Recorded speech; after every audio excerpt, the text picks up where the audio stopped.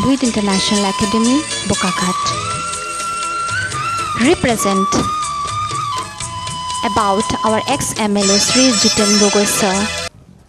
ডেমক্ৰেসি লাইভৰ টিম এই মুহূৰ্তত বকাঘাট সমষ্টিত আৰু আমি আহি এতিয়া উপনীত হ'লোঁ বকাঘাটৰ সেইগৰাকী আধুনিক নিৰ্মাতা বুলি ক'ব লাগিব জিতেন গগৈ বকাঘাটৰ আধুনিক নিৰ্মাতা জিতেন গগৈ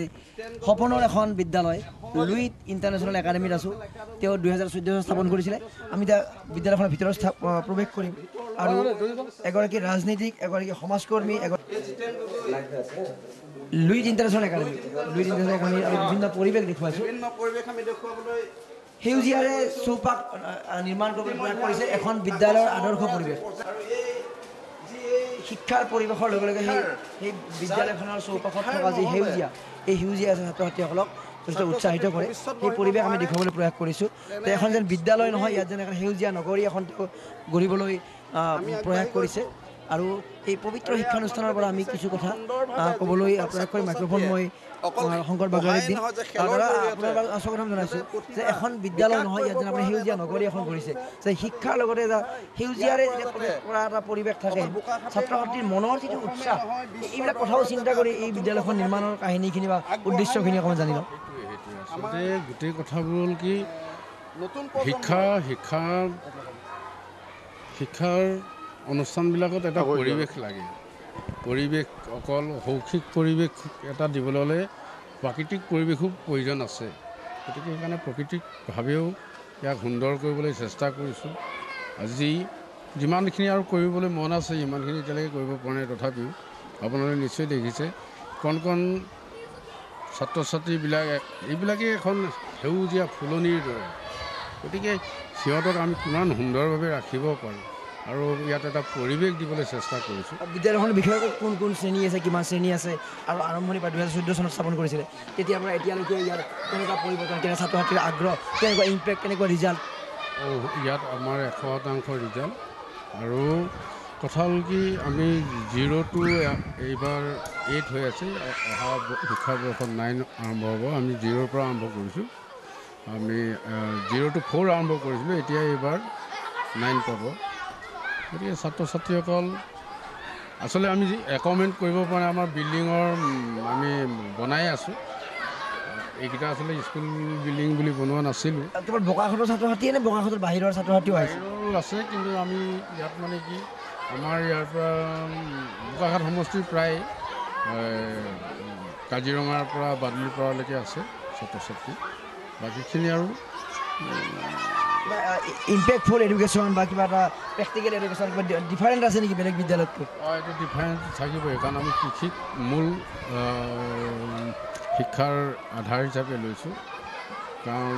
পোৱালীবিলাকক সৰুৰ পৰাই আমি চেষ্টা কৰিছোঁ যে সিহঁতে যাতে মানে জলকীয়া পুলি লাও পুলি ফুলৰ পুলি ৰুবলৈ শিকিব পাৰে লাও কেনেকৈ ৰুৱে সেইবিলাক আচলতে আগতে আমি সৰুতে পঢ়োঁতে এইবিলাক আছিলে আজিকালি শিক্ষানুষ্ঠানবিলাকত এইবোৰ নাই গতিকে সেইকাৰণে আমি চেষ্টা কৰিছোঁ যে জলকীয়াটো সকলোৱে খায় ফুল পুলি এটাৰ পৰিৱৰ্তে জলকীয়া পুলি এটাও ফুল হ'ব পাৰে কবি বা লাও এতিয়া এই এনেকুৱা ধৰণৰ মানে আছে খালি সেইকাৰণে কৈছোঁ আমি এটা কথা মই বুজি পালোঁ অৰ্থাৎ চেল্ফ চাফিচিয়েণ্ট ষ্টুডেণ্ট নিৰ্মাণ কৰাৰ কাৰণে প্ৰয়াস কৰিছে যাতে তেওঁলোকে শিক্ষাৰ লগে লগে যাতে BA পাছ MA পাছ কৰাৰ পিছত যাতে ঘৰত বহি নিবনুৱা সমস্যা বৃদ্ধিৰ এটা ভঁৰাল বা বাহক হ'ব নালাগে তাৰ বাবে তেওঁলোকে শিক্ষাৰ লগত এটা এনেকুৱা এটা প্ৰেক্টিকেল শিক্ষা যিটো শিক্ষা আজি আধুনিক আমাৰ ষ্টুডেণ্টে ঘৰত কি মানে শাক পাচলি এতিয়াও কৰাটো দূৰৰে কথা তেওঁলোকে এইবিলাক চিনিয়ে নাপায় গতিকে সেইটো এটা দুটা কাম কৰিছে এইটোৱে আচলতে তেওঁলোকৰ পেৰেণ্টছকো অভিভাৱকসকলকো বাধ্য কৰোৱা হৈছে যে আমি ফুলৰ পুলি তুমি নিজে কৰিব লাগিব আমি তাতো এটা কম্পিটিশ্যন ৰাখোঁ যে ফুল ধুনীয়া এটা আৱিষ্কাৰ কৰিছে ছাৰ মই আপোনাক এটা প্ৰশ্ন কৰিব বিচাৰিছোঁ যিহেতু আপুনি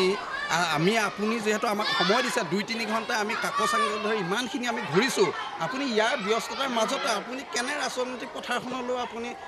সময় দিব পাৰে ৰাজনীতিটো এওঁলোকে আমাৰ ভৱিষ্যত নহয় গতিকে আজি মোৰ 300ৰ অধিক এই বিদ্যালয়খনত পৰিয়াল জড়িত হৈ আছে এই 300 পৰিয়ালৰ জৰিয়তেই ৰাজনীতি হ'ব তেখেতসকলে ইয়াৰ ভাল কৰ্মখিনিক নিশ্চয় তেখেতসকলে বিভিন্ন স্তৰলৈ লৈ যাব গতিকে ৰাজনীতি যে অকল ভাষণ দিব পাৰিলেই হ'ব, ধুনীয়া চোলা কাপোৰ পিন্ধি এনেকুৱা নহয়। মই সুধিছোঁ বহুতে প্ৰাইভেট স্কুল এইকাৰণে খুলিছে যে কেনেকৈ ছাত্ৰ ছাত্ৰী শোষণ কৰিব পাৰি, বুজি পাইছে। ফিজৰ ক্ষেত্ৰত বহুত স্কুল আছে, কি বজালি, কি ডিব্ৰুগড় চাৰিওফালে, আৰু এই প্ৰাইভেট স্কুলৰ স্বত্বাধিকাৰীবোৰে এটা ডাঙৰ অভিযোগ যে তেওঁলোকে এটা শোষণ ৰাজ চলাইছে, যাৰ বাবে চৰকাৰে নীতি নিয়ম কৰিব লগা হৈছে 27,000 এটা মেক্সিমাম ৰেট। তো আপুনি আৰম্ভণিৰ পৰা কোনটো দিশত এইটো আমি এতিয়াও চৰকাৰে বান্ধি দিয়া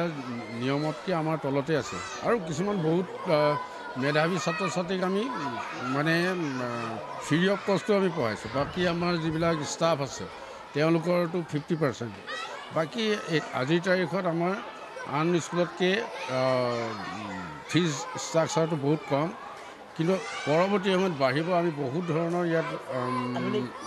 কৰিবলৈ গৈ আছোঁ। এতিয়া মোৰ ছাত্ৰ ছাত্ৰী কিমান আছে? এতিয়া আমাৰ 300 অধিক আছে, আৰু আচলতে আমি বনাই আছোঁ। চাগে অহা বৰ্ষ বা তাৰ পিছৰ বৰ্ষত ছাত্ৰ ছাত্ৰী বাঢ়িব। ধন্যবাদ জ্ঞাপন কৰিছোঁ। আমি স্কুলৰ পৰিৱেশটো দেখুৱাইছোঁ, আমি নিজে মুগ্ধ হৈছোঁ, কাৰণ আমি নিজেও এইদৰে অধ্যয়ন কৰি আহিছোঁ। আমি সম্ভৱ হ'লে ছাত্ৰ ছাত্ৰীৰ লগত মত বিনিময় কৰিম যে এই লুইট ইণ্টাৰনেশ্যনেল যি একাডেমি, এই লুইট ইণ্টাৰনেশ্যনেল একাডেমিৰ অধ্যয়ন কৰি কেনেকুৱা অনুভৱ। আমি কিন্তু বাৰে বাৰে এটা কথা কৈছোঁ, এই সেউজীয়াই আমাক বাৰে বাৰে মুগ্ধ কৰিছে।